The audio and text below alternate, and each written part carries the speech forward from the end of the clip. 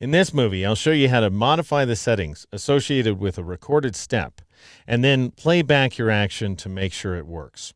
As I look at the results of my sharpening here, I'm thinking that the image really doesn't look all that sharp. And if it doesn't look sharp on screen, it's going to look even less sharp in print. And the culprit, it seems to me, is the radius value. I need to increase the thickness of the halos to make sure that they survive the printing process.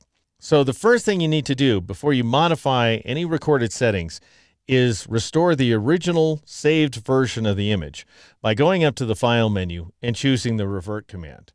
And the reason is, anytime you modify settings, you reapply them. And of course, if we're sharpening on top of sharpening, we're not going to get a sense of what's really going on.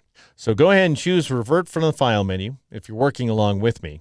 And then go to the Actions panel here and double-click on a step labeled Smart Sharpen in order to bring back the Smart Sharpen dialog box.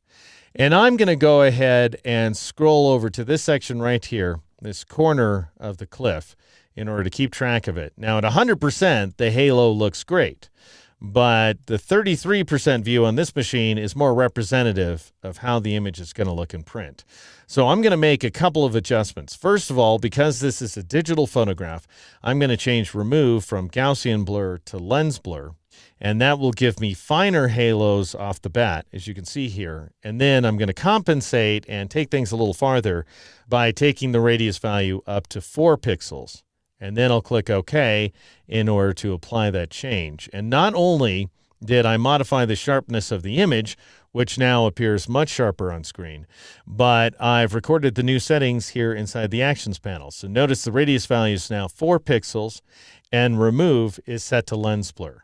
All right, now at this point, we've applied the Smart Sharpen step, but we haven't applied Fade. And there's a couple of ways to go ahead and resume the action. One is to click on Fade and then click on the play button to play the action from that point forward.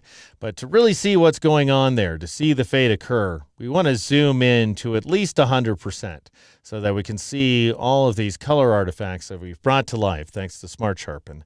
Keep an eye on this corner of the cliff, and as soon as I click on the play button, you'll notice that all that color artifacting goes away, and the sharpening effect in general settles way down, thanks to the fact that we're fading the opacity of the effect to 50%. All right, now let's go all the way back by returning to the File menu and choosing the Revert command. And this will give us the opportunity to replay the entire operation, which is essential, by the way, in order to get a sense of whether the action works. So, strange as it may sound, you really want to play your action on the exact same file you used to record it. And that'll demonstrate any of the big problems with your action right away. So at this point, you'd go ahead and click on Sharpen for Output, and you can play it back in one of two ways. One is to just click on the play button. The other, just so you know, is to press the Control key or the Command key on the Mac and double click on the action, and that will go ahead and play it as well. And you may wonder why I'm sharing such a strange shortcut with you. Well, that same technique of Control double clicking or Command double clicking on the Mac works on a step-by-step basis. So I could return to the File menu and choose the Revert command, and then I could play each one of these steps independently by Control double clicking on it. For example, first I'll Control double click on Smart Sharpen, and that will just apply the Smart Sharpen filter, and then I'll Control double click on Fade. Again, that's a Command double click on a Mac, and that will just replay that fade step in order to produce this variation on the photographic landscape.